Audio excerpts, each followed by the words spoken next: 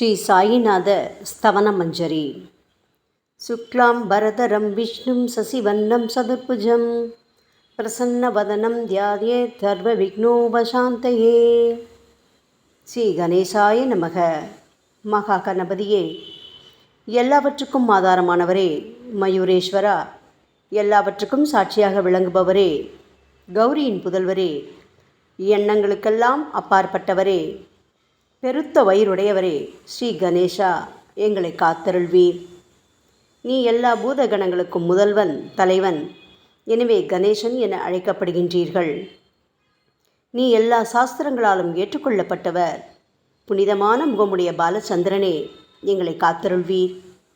ஓ சாரதே, சரஸ்வதியே, கலைவாணியே, வாக்கின் தெய்வமே, நீ வார்த்தைகளுக்கெல்லாம் தலைவி. உலகின் உயிரோட்டத்தின் காரண கர்த்தாவே நீங்கள்தான். நீங்கள் படைப்பாளிகளின் இறைவி. நீங்கள் எப்பொழுதும் இத்தேசத்தின் அணிகலன். எங்கும் நிறைந்திருக்கும் எல்லையில்லாத சக்தியே, சரஸ்வதியே, உங்கள் பாதங்களை வணங்குகிறோம். முழுமையான பரபிரம்மே, மகான்களுக்கு பிரியமானவரே, பண்டரிநாதன் உருவில் வெளிப்பட்ட அவதாரமே, எல்லையற்ற கருணை உள்ளம் கொண்டவரே, பரமதயாளா, பாண்டுரங்கா. பொம்மலாட்டக்காரன் தன் கையில் உள்ள கயிற்றால் பொம்மைகளை ஆட்டுவிப்பது போல் பிரபஞ்சம் எங்கும் நிறைந்து நின்று உலகை ஆட்டுவிக்கும் ஒரு பொம்மலாட்டக்காரர் நீங்கள். உங்கள் மெய்ப்பொருளை உய்த்துணர அறிவியல் ஏடுகளும் புனித நூல்களும் இன்னமும் முயன்று கொண்டுதான் இருக்கின்றன. மெத்த படித்தவர்களுக்கோ நீங்கள் வெளிப்பட்டதே இல்லை. ஓ சக்கரபாணியே, பாண்டுரங்கா, அத்தகைய அறிவற்றவர்கள் வெறும் வார்த்தை ஜாலங்களிலேதான் சிக்கொண்டவர்கள். மகான்கள் மட்டுமே உங்களை உணர்வார்கள். மற்றவர்கள் குழப்பமடைந்துள்ளார்கள். உங்களுக்கு பக்தியோடு கூடிய சாஷ்டாங்க நமஸ்காரத்தை செய்கிறோம். ஓ 5 முகங்கள் கொண்ட சங்கரனே, மனித மண்டை ஓடுகளான மாலை அணிந்தவரே, நீலகண்டரே, திகம்பரா, ஓம்கார வடிவானவரே, பசுபதியே, எங்களை காத்தருள்வீர். எல்லா நேரங்களிலும் எவருடைய உதடுகள் உங்களுடைய நமச்சிவாய நாமத்தை உச்சரிக்கின்றதோ அவர்களது உலகியல் துன்பங்கள் முழுமையாக நீங்கிவிடும். ஓ ஜடாமுடியை தரித்த சிவனே, உங்கள் நாமத்தின் சக்தி அத்தகையது. உங்களது பாதங்களை வணங்கி நாங்கள் ஸ்ரீ சாயிநாதரின் புகழை கூறும் இந்த துதியை எழுதுகிறோம்.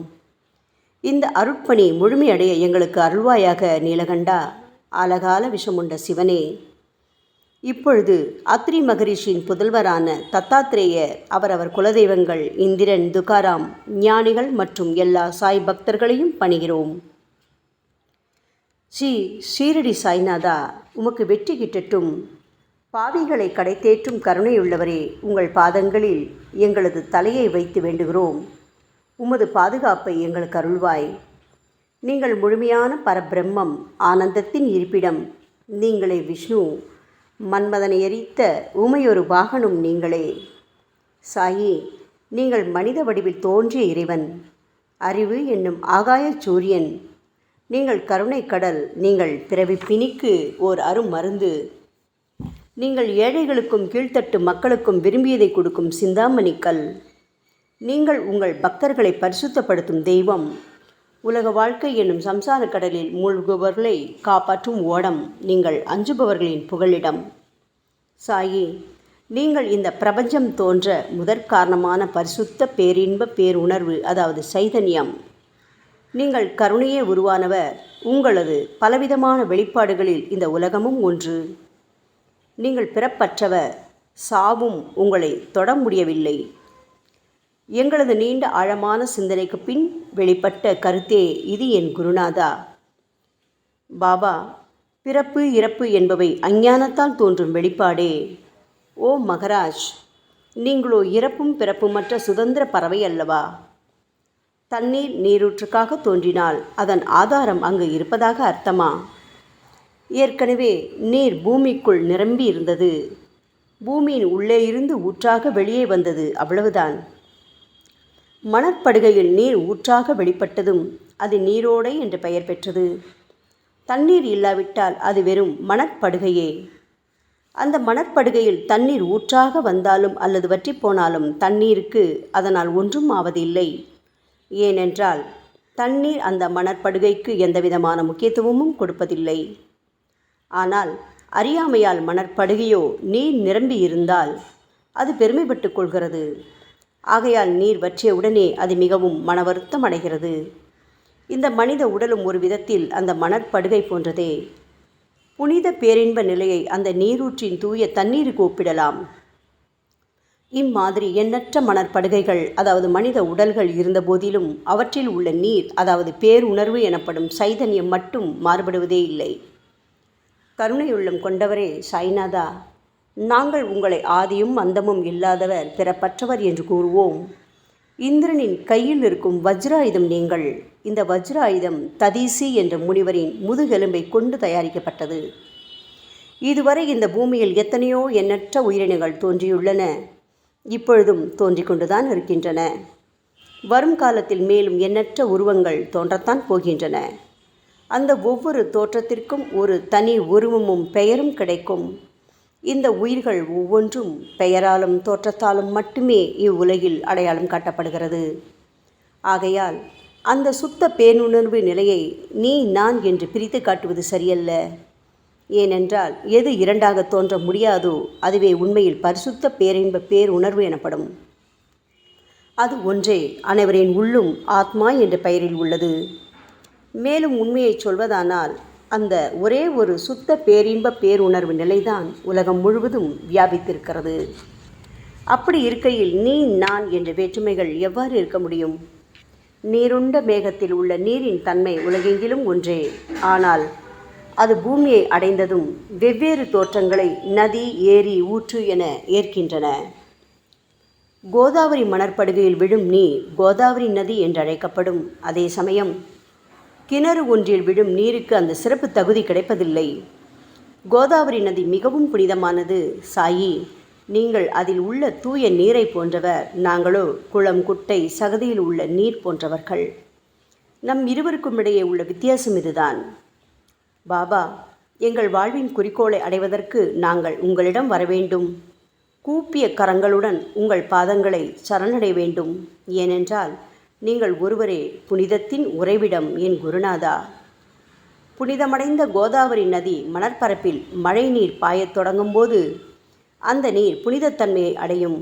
அதை வெறும் தண்ணீராக மட்டும் கருதினால் அந்த தண்ணீர் தான் எல்லா இடங்களிலும் இருக்கிறதே. கோதாவரி நதி தீரம் முழுவதும் புனிதமாக கருதப்பட்டது. பூமியின் அந்த மணற்பகுதி அதன் புனித தன்மையை நிர்ணயம் செய்கிறது. நீருண்ட மேகத்தினின்று கீழே விழுந்த நீரின் புனிதத்தன்மையை எந்த பூமியின் பகுதி மாற்றவில்லையோ அந்த பகுதியை கோதாவரி என்று கூறுகிறார்கள். மற்ற பகுதிகளில் விழுந்த நீர் அந்த பகுதியில் உள்ள மண்ணின் குணத்தை ஏற்றுக்கொண்டது, புனித தன்மையை இழக்கிறது. மேகத்தில் பரிசுத்தமாக இருந்த நீர் அசுத்தமாகவும் கசப்பாகவும் உப்பாகவும் மாறிவிட்டது.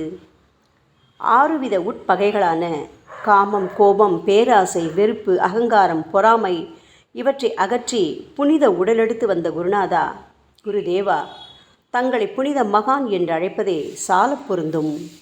ஆகவே நீங்களே புனித கோதாவரி. நாங்கள் உங்களை புனித கோதாவரியாக உருவகம் செய்கிறோம். இயங்கும் அத்தனை படைப்புகளிலும் நீங்கள் சிறப்புற முதன்மை பெறுகின்றீர்கள். உலகம் தோன்றியது முதலே பிரம்மா உயிர்களை படைக்க ஆரம்பித்ததிலிருந்தே கோதாவரி நதி இருக்கிறது. நீர் நிறைந்து பாயும் அந்த நதியில் இன்று வரை தண்ணீர் வற்றியதே இல்லை. ராமர் கோதாவரி நதியின் கரைக்கு வந்தபோது ஓடிக்கொண்டிருந்த தண்ணீர் இன்று வரை அதே இடத்தில் எப்படி இருக்க முடியும்? கோதாவரி நதியின் மணற்படுகை மட்டும் அதேதான். தண்ணீர் கடலை சென்றடைந்து விட்டது. ஆனால் அந்த கோதாவரி நீர் படுகையுடன் புனிதத்தன்மை மட்டும் என்றுமே மாறாமல் இன்று வரை அப்படியே உள்ளது. ஒவ்வொரு வருடமும் பழைய நீர் வெளியேறி புதிய நீர் அதற்குள் பாய்கிறது. உங்களுக்கு தெரிந்த வாழ்க்கை நியதிதானே இது. ஒரு நூற்றாண்டை ஒரு ஆண்டாக கணக்கிட்டால் அந்த நூற்றாண்டில் தோன்றிய முனிவர்கள் பாயும் நீரை போன்றவர்கள். அவர்களில் மிகப்பெரிய மகான்கள் அந்த நீரில் தோன்றும் அலைகள் போன்றவர்கள். இந்த புனித கோதாவரி நதியில் முந்தைய நூற்றாண்டுகளில் சனாதனர், சனதர், சனந்தனர் போன்ற மகான்கள் வெள்ளமாக தோன்றினார்கள். பிறகு நாரதர், தும்புரு, துருவன், பிரகலாதன், மகாபலி சக்கரவர்த்தி, சபரி, அங்கதன், வாயுகுமாரனான அனுமான், விதுரர், கோபர்களும் கோபியர்களும் வெள்ளமாக தோன்றினர். இவ்வாறு இன்று வரை கடந்த நூற்றாண்டுகள் ஒவ்வொன்றிலும் ஒன்றன் பின் ஒன்றாக மகான்களாகிய வெள்ளம் தோன்றியது. அவற்றை எல்லாம் எங்களால் ஞாபகப்படுத்தி கூற முடியவில்லை. ஓ சாயிநாதா, இந்த 19ஆம் நூற்றாண்டில் புனித கோதாவரி நதியில் சந்தேகத்திற்கு இடமில்லாமல் நீங்கள் வெள்ளமாக பாய்ந்தீர்கள். எனவே உமது தெய்வீகமான பாதங்களை தொட்டு வணங்குகிறோம். சாய் மகராஜா, நாங்கள் செய்யும் தவறுகளை தயவு செய்து உங்கள் கவனத்தில் வைத்து கொள்ள வேண்டாம் என மன்றாடி கேட்டுக்கொள்கிறோம். சாயி, நாங்கள் எளியவர்கள், ஏதும் அறியாதவர்கள், தீய குணங்கள் கொண்ட மிகப்பெரிய பாவிகள். எங்களை புறந்தள்ளி விடாதீர்கள், கைவிட்டு விடாதீர்கள். மட்டமான உலோகத்தையும் தங்கமாக மாற்றும் சக்தி கொண்ட ரசவாத கல் இரும்பினுடைய இயற்கையான தன்மைகளை பொருட்படுத்துவதில்லை. அதேபோல் கோதாவரி நதியும் தன்னுள் கலக்கும் சிறு சிறு ஓடைகளை திருப்பி அனுப்புவதில்லை. பாபா, அநேக தீய குணங்களை எங்களுக்குள் கொண்டவர்கள் நாங்கள். உங்களது கருணை மிகுந்த பார்வையால் தயவு செய்து அவற்றை சடுதியில் அழித்து விடுங்கள். இது மட்டுமே தான் உங்கள் அடிமைகளான எங்களது வேண்டுகோள். ரசவாத கல்லின் தொடர்பு ஏற்பட்டும் இரும்பின் இயற்கை தன்மைகள் அழிக்கப்படாவிட்டால் சாயிநாதா, அது ரசவாத கல்லின் பெருமைக்கு இழுக்கல்லவா? பாபா, எங்களை பாவியாகவே இருக்கும்படி விட்டுவிடாதீர்கள். தங்களை குறைவாக மதிப்பிட்டு கொள்ளாதீர்கள். நீங்கள் ரசவாத கல், நாங்கள் இரும்பு. எங்களுக்கு ஏற்படும் இழிவுகள் தங்களுக்கு ஏற்படும் இழிவுகள் அல்லவா? சாயிநாதா, குழந்தைகள் தவறுகள் செய்து கொண்டேதான் இருக்கிறது. ஆனால் அதற்காக தாயார் என்றுமே கோபமடைவதில்லை. இதை தயவு செய்து தாங்கள் நினைவில் வைத்து கொண்டு எங்களுக்கு உங்கள் அருளாசிகளை தாருங்கள். ஓ சத்குரு சாய்நாதா, நீங்கள் எனது கற்பக விருட்சம், சம்சார கடலை கடக்க உதவும் கப்பல். சந்தேகத்திற்கு இடமின்றி நீங்கள் ஒருவர் மட்டுமே எங்களை கடைதேற்ற முடியும். சாயி, நீங்களே எங்களுக்கு காமதேனுவாகிய பசு. நீங்கள் சிந்தாமணி கல், ஞானவானில் சூரியனும் நீங்களே. நீங்கள் நற்பண்புகளின் சுரங்கம், ஸ்வர்க்கத்திற்கு ஏறிச் செல்லவதும் ஏனியும் நீங்களே அல்லவா எங்களது குருநாதா? புனித செயல்களின் நிறைகள் நிறைய கொண்டவரே, பரிசுத்தமானவரே, சாந்தி மற்றும் பேரின்பத்தின் மொத்த உருவமே தீனதயாளா, குறைகளற்ற முழுமையான அறிவாக உருவெடுத்தவரே, மனிதர்களில் உன்னதமானவரே, சாந்தி மற்றும் மன்னிப்பதின் உறைவிடமே, எங்களின் அடைக்கலமே, எங்களை ஆசீர்வதியுங்கள், எங்களை ஆசீர்வதியுங்கள். கலியுகம் ஆரம்பித்தவுடன் மகாவிஷ்ணுவால் உலகம் உய்ய அனுப்பப்பட்ட 9 நாதர்களில் ஒருவனான சத்குரு மச்சீந்திரநாதரும் நீங்களே. பரமேஸ்வரன் நெற்றிக்கண்ணை திறந்தவுடன் அந்த அக்னியில் தோன்றிய மகாத்மா ஜாலந்தரும் நீங்களே. நீங்கள் மகாராஷ்டிராவில் தோன்றி பக்தி மார்க்கத்தை பரப்பிய ஞானிகளான நிவிருத்திநாதர், ஞானேஸ்வரர், கபீர்தாசர், ஷேக் முகமது ஏகநாதர். சாயி, நீங்கள் சிவனின் ஓர் அவதாரம், தத்தகுரு. நீங்களே பண்டரிநாதர். நீங்கள் ஆஞ்சநேயரின் மறு அவதாரம் ராமதாசர். நீங்கள் மகாராஷ்டிர ஞானி பாண்டுரங்கன் மீது கீர்த்தனை இயற்றிய துக்காராம். சாயிநாதா, நீங்கள் முஸ்லிம் ஞானி ராமபக்தர் சகாராம். நீங்கள் தத்தாத்ரேயரின் மறு அவதாரம் மாணிக் பிரபு. பாபா, உங்களது அவதார தோற்றம் மற்றும் உங்களுடைய எண்ணற்ற தன்மை புரிந்து கொள்ள எங்களுக்கு உண்மையில் கடினமாக இருக்கிறது. உங்களது ஜாதி குலம் பற்றிய எதையும் நீங்கள் எவருக்கும் வெளிப்படுத்தியதில்லை. சாயி, சிலர் உங்களை முஸ்லீம் என்கிறார்கள், சிலரோ உங்களை பிராமணர் என்கிறார்கள். கிருஷ்ண பரமாத்மாவை போன்று எண்ணற்ற தெய்வீக லீலைகளை செய்வதெல்லாம் உங்களுக்கு ஒரு விளையாட்டல்லவா? ஸ்ரீ கிருஷ்ண பரமாத்மாவை பார்த்து பல்வேறு மக்கள் பலவிதமான பெயர்களிட்டு அவரை அழைத்தனர். சிலர் அவரை யதுகுலத்தின் அணிகலன் என்றார்கள். சிலர் அவரை மாடுகள் மேய்க்கும் இடையன் என்றும் அழைத்தனர். தாயான யசோதை அவரை பச்சிளம் குழந்தை என்றாள். கிருஷ்ணரின் மாமனாகிய கம்சன் அவரை உயிரை குடிக்கும் மகா காலன் என்றான். அர்ஜுனன் அவரை எங்கும் நீக்கமர நிறைந்துள்ளவர் என்றான். அவ்வாறே சாய்நாதா, ஒவ்வொரு மனிதனின் மனநிலைக்கு ஏற்ப அவரவர் எண்ணங்களுக்கு ஏற்ப உங்களுக்கு பெயர்களை சுட்டி மகிழ்ந்தார்கள். மசூதி, நீங்கள் வாழும் இருப்பிடம். உங்கள் காதுகள் இந்து மத வழக்கப்படி குத்தப்படவில்லை. அதேபோல் பாத்தியா ஓதுவதை பார்த்து நீங்கள் முஸ்லிம் என்று கூறுவது பொருத்தமானதே. சாய்நாதா, நீங்கள் துனி மூலம் அக்னியை வழிபடுவதை பார்த்து நீங்கள் ஒரு இந்து என்று முடிவு செய்யப்பட்டது. பாபா, இந்த வெளிப்புற வித்தியாசங்களை வீண் விவாதம் செய்யும் எண்ணம் கொண்டவர்களே விரும்புவார்கள். உண்மையான ஞானத்தில் ஆர்வம் கொண்டவர்கள் இந்த வெளிப்புற வேறுபாடுகளுக்கு முக்கியத்துவம் தரமாட்டார்கள். சாயி, நீங்களோ பிரம்மத்தின் நிலையில் இருக்கின்றீர்கள். ஜாதி குலம் போன்றவை உங்களுக்கு முக்கியமில்லை. நீங்கள் எல்லோருக்கும் மேலான உயர்ந்த குருவாகவும் இந்த பிரபஞ்சத்தை படைத்தவராகவும் இருக்கின்றீர்கள். முஸ்லிம் இந்துக்களிடையே பகைமையுணர்வு ஏற்பட்டதால் அவர்களுக்கிடையே இணக்கமான உறவையும் ஒற்றுமையையும் ஏற்படுத்துவதற்காகவே அல்லவா நீங்கள் மசூதியில் அமர்ந்து அக்னி வழிபாட்டை நடத்தி உங்கள் லீலைகளை பக்தர்களுக்கு காட்டினீர்கள். நீங்கள் ஜாதி மதங்களுக்கு அப்பாற்பட்டவர். நீங்கள் பிரம்மமே, நீங்கள்தானே சாயி. உண்மையில் நீங்கள் எங்களது எண்ணங்களுக்கெல்லாம் அப்பாற்பட்டவர். உங்களை பற்றிய வாதி பிரதிவாதங்கள், ஊகங்கள், ஆதாரம் இல்லாத கருத்துக்கள் இருக்கும் இடத்தில் எங்கள் வார்த்தைகளுக்கு முக்கியத்துவம் எப்படி கிடைக்கும்? ஆனால் சாயிநாதா, உங்களை பார்க்கும் பொழுது எங்களால் மௌனமாக இருக்க முடியவில்லை. வார்த்தைகளால் போற்றுதலே உலக வழக்கம். எனவே உங்கள் அருளாசியுடன் சாயிநாதா, வார்த்தைகளால் எப்படியெல்லாம் உங்களை போற்ற முடியுமோ அவ்வண்ணமே போற்றி புகழ்கிறோம். கடவுளின் நிலையை விட மகான்களின் நிலை வேறுபட்டும் மிக உயர்ந்ததாகவும் இருக்கும். மகான்களின் அருகில் நான் எனது போன்ற எண்ணங்களுக்கு இடமே இல்லை. கடவுளை வெறுத்ததால் இரண்யகசிபுவும் விஷ்ணுவால் கொல்லப்பட்டார். ராமனால் ராவணன் கொல்லப்பட்டன. மகான்கள் கைகளால் இத்தகைய துர்சம்பவங்கள் ஏற்பட்டதே இல்லை. அரசன் கோபிச்சந்தன் முனிவர் ஜாலந்தரரை சாணக்குவியலுக்குள் புதைத்தான். ஆனால் அந்த நிலையிலும் அரசரின் இந்த செயலுக்காக அந்த முனிவர் வருத்தப்பட்டதே இல்லை. அரசனின் அந்த செயலுக்கு நேர்மாறாக அந்த அரசனை சம்சார சூழலிலிருந்து விடுவித்து அவனை முக்தியடை செய்தார். மகான்களின் சக்தி இப்படிப்பட்டதே. அவற்றை விவரித்து கூற முடியாது. மகான்கள் சூரியனின் ஒளியை போன்று பிரகாசிக்கக்கூடியது. சந்திரனின் மென்மையான ஒளிக்கதிர்கள் போல் இதயத்திற்கு ஆறுதல் கொடுக்கும் தன்மை கொண்டது.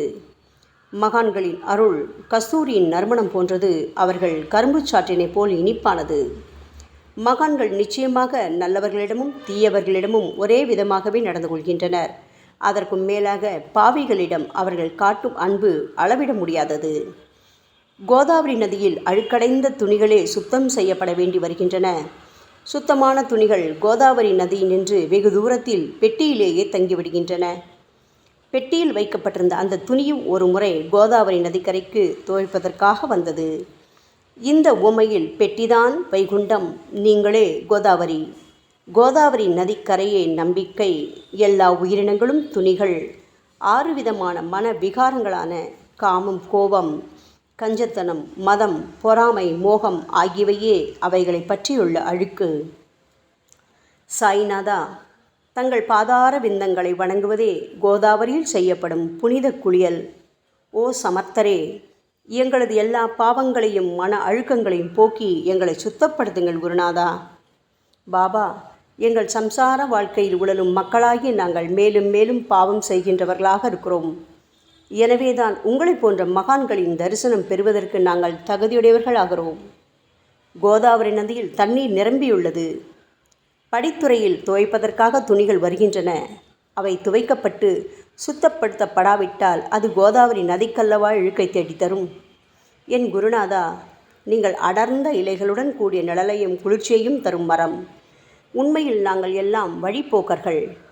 எங்களை 3 வித துக்கங்கள், அதாவது இயற்கை இடர்பாடுகளால் வரும் துன்பங்கள், எங்களது உடலுக்கு வரும் நோய் நொடிகள், அஞ்ஞானத்தால் நிரம்பிவிடும் பாவமூட்டை எனப்படும் வெயில் கடுமையாக சுட்டெரிக்கின்றன. கருணாமூர்த்தியே, சாயி, அந்த சுட்டெரிக்கும் 3 வித தாபங்களின் வெப்பத்திலிருந்து தயவு செய்து எங்களை காப்பாற்றும். தங்களது கருணை என்னும் குளிர்ந்த நிழல் இந்த சம்சாரம் என்னும் வாழ்க்கை கடலை கடக்க உதவும் தன்மை கொண்டது.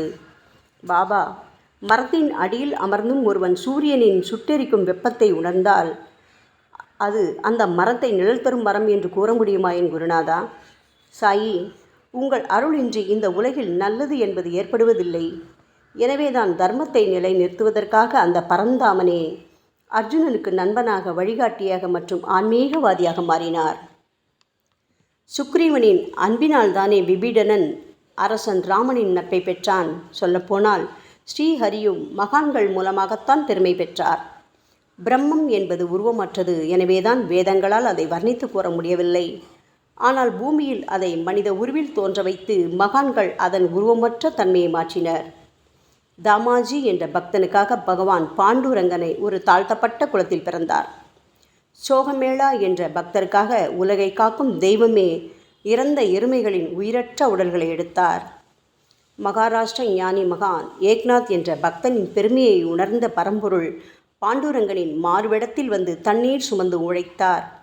உண்மையில் மகான்கள் எல்லாவற்றையும் தாங்கும் சக்தியும் சச்சிதானந்த பிரபுவாகிய இறைவனின் எஜமானர்களே. பாபா, இதற்கு மேல் நாங்கள் சொல்வதற்கு எதுவும் இல்லை. நீங்களே எங்களின் தாயும் தந்தையும். ஷீரடி கிராமத்தில் வசிக்கும் என் சத்குரு சாய்நாதா. சாயி, உங்கள் லீலைகளை எவர் ஒருவராலும் உண்மையிலேயே முழுமையாக புரிந்து கொள்ள முடியாது என்கின்ற பொழுது சாதாரண மனிதனாகிய நான் எவ்வாறு அவற்றை விளக்க முடியும் கூறுங்கள். எல்லா உயிரினங்களையும் காப்பாற்ற நீங்கள் ஷீரடிக்கு வந்திருக்கின்றீர்கள். மண் அகல் விளக்குகளில் வெறும் தண்ணீரை ஊற்றி அவற்றை எரிய வைத்தீர்கள். மிக குறுகிய மரப்பலகையை தொங்கும் ஊஞ்சல் படுக்கையாக்கி உங்கள் யோக சக்தியை உங்கள் பக்தர்களான எங்களுக்கு காட்டினீர்கள். அநேக பெண்களின் மலட்டுத்தன்மையை முழுவதுமாக நீக்கி குழந்தை பாக்கியத்தை பெறச் செய்தீர்கள். உதியின் மூலம் தீர்க்க முடியாத வியாதிகளையும் குணப்படுத்தி பரிபூர்ண சுகம் கொடுத்தீர்கள். என் சாயியே, இவ்வுலக சம்பந்தமான துன்பங்களை நீக்குவது உங்களுக்கு ஒரு பொருட்டே அல்ல. யானை ஒன்று எறும்பை சுமையாக கருதுமா? குருராயா, இப்பொழுது உங்களது பாதங்களை சரணடைந்து விட்டோம். எங்களை திருப்பி அனுப்பி புறந்தள்ளி விடாதீர்கள். எங்களின் மகாராஜ், நீங்கள் அரசர்களுக்கெல்லாம் அரசன்.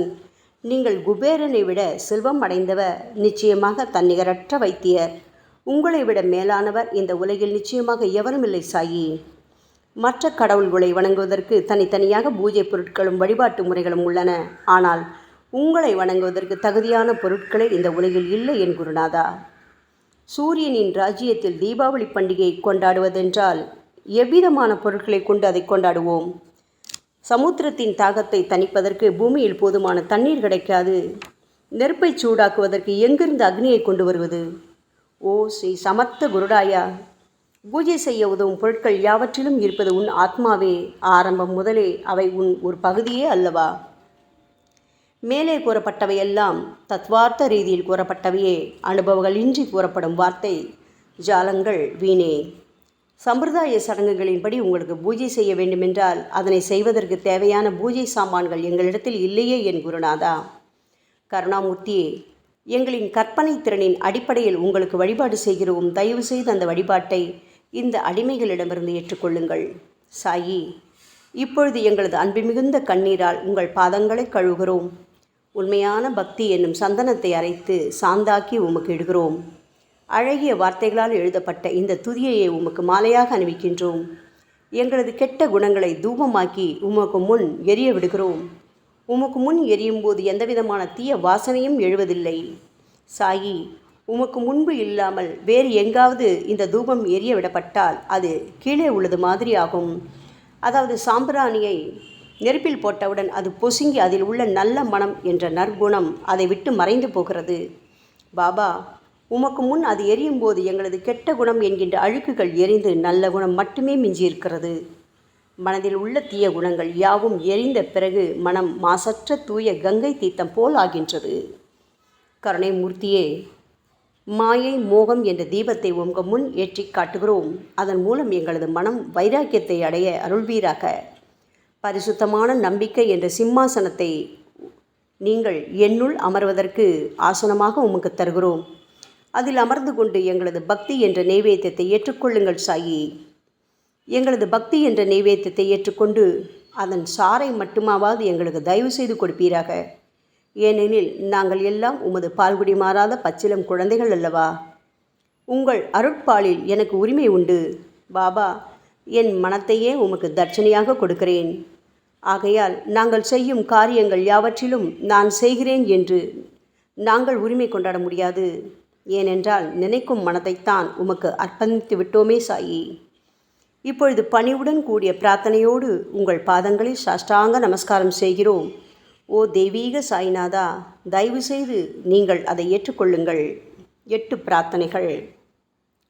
சாய்நாதா, சாந்தமான மனம் உடையவரே, அறிவின் சிகரமே, அன்புள்ளம் கொண்டவரே, கருணை கடலே, உண்மையின் உறைவிடமே, மாயை என்னும் இருளை அகற்றுபவரே, ஜாதி மதங்களுக்கு அப்பாற்பட்ட துறவியே, எங்களின் புரிந்து கொள்ளும் திறமைக்கும் அப்பாற்பட்டவரே, அன்பின் இருப்பிடமே, ஷீரடிநாதா, எங்களை காப்பாற்றும், எங்களை காப்பாற்றும்.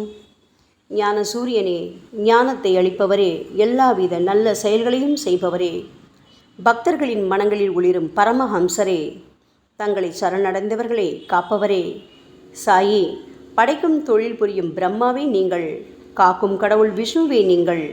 3 உலகங்களையும் கடைசி லயமடையச் செய்யும் ருத்ரனுமான சிவனும் நீங்களே. பாபா, நீங்கள் இல்லாத இடமே இந்த பூமியில் ஏது? எல்லாம் அறிந்த இறைவன் நீங்கள். எங்கள் அனைவரின் இதயங்களிலும் வசிப்பவரும் நீங்கள்தானே சாயி. என் குருநாதா, எங்களது எல்லா குற்றங்களையும் மன்னிக்க வேண்டும் என வேண்டி கேட்டுக்கொள்கிறோம். அலை அலைகளாக வரும் சந்தேகங்களையும் மன மயக்கங்களையும் போக்குவீராக. சாயிநாதா, நீங்கள் பசு, நான் புதிதாக பிறந்த இளங்கன்று, நீங்கள் சந்திரன், நாங்கள் சந்திரகாந்தக்கள். தங்கள் பாதங்கள் புண்ணியத்தை கொடுக்கும் கங்கை நதி. பணிவுடன் சாய் அடிமைகளான நாங்கள் உங்கள் பாதங்களில் வணங்குகிறோம். உங்கள் கைகளை எங்கள் தலைமீது வைத்து ஆசி கூறுங்கள். எங்களது கவலைகளும் துன்பங்களும் அனைத்தும் பறந்தோடட்டும். நாங்கள் எல்லாம் உங்கள் குழந்தைகள் அல்லவா சாயி. பாபா, இந்த 8 துதிகளையும் கூறி நாங்கள் உங்களை சாஷ்டாங்க நமஸ்காரம் செய்கிறோம். எங்களது பாவங்கள், துயரங்கள், ஏழ்மை யாவும் உடனடியாக விலகட்டும். சாயிநாதா, நாங்கள் உங்களது பாத கமலங்களையே எங்களது உயிர் மூச்சாக கொண்ட உங்களது அன்பு குழந்தைகள். தயவு செய்து எங்கள் மீது கடுமை காட்டாதீர்கள். நீங்கள் தூய சந்தனம், நாங்களோ முள்ளடர்ந்த புதர். நீங்கள் புனிதமான கோதாவரி, நாங்களோ பெரும் பாவிகள். ஓ குருநாதா, உங்கள் தரிசனம் கிடைத்த பிறகும் எங்களிடம் உள்ள கெட்ட குணங்கள் என்ற அழுக்கு எங்கள் மனதிலேயே தங்கி இருக்குமானால் உங்களை சந்தனம் எப்படி என்று கூறுவார்கள்? கஸ்தூரியின் அருகாமையினால்தான் மண்ணும் மலரின் தொடர்பினால்தான் நாரும் மனம் பெறுகிறது. மகான்களும் அப்படிப்பட்டவர்களே. அவர்களுடன் தொடர்புடைய எந்த பொருளும் மிகவும் உயர்வாக மதிக்கப்படுகிறது. சிவபெருமானின் விபூதி, நந்தி ஆகியவற்றை ஏற்றுக்கொண்டதால் 8 திக்குகளிலும் அந்த பொருட்கள் புகழ் பெறுகின்றன. இடையர்களை மகிழ்விப்பதற்காக யமுனை நதிக்கரையில் உள்ள பிருந்தாவனத்தில் உலகிற்கெல்லாம் இறைவனான கிருஷ்ண பரமாத்மா ஊரியடி என்ற விளையாட்டை விளையாடினான். அனைவராலும் அது ஏற்றுக்கொள்ளப்பட்டது. ஆகவே நாங்கள் பாவிகளான போதிலும் உங்கள் சேவையில் ஈடுபட்டுள்ளோம். ஓ குருநாதரே, எங்களது நிலைமையை பற்றி மனதில் தயவு செய்து எண்ணிப்பாரும். ஓ சாயிநாதா கருணாமூர்த்தியே, இந்த லௌகீக உலகிலோ அல்லது ஆன்மீக வழியிலோ எந்த விஷயங்களெல்லாம் எங்களுக்கு சந்தோஷத்தை கொடுக்கும் என எங்களது மனம் சந்தேகமில்லாமல் நம்புகின்றதோ அவற்றையெல்லாம் நீங்கள் எங்களுக்கு அளித்தருள வேண்டும் சாயி. உங்களது கருணையால் இந்த மாதிரி செய்துவிடுங்கள் சாயி. எங்களது மனத்தை அடக்கி விடுங்கள். சமுத்திரங்கள் எல்லாம் தித்திப்பாக மாறினால் பிறகு அவை உப்பு கரிக்குமே என்ற பயம் தோன்றாதே.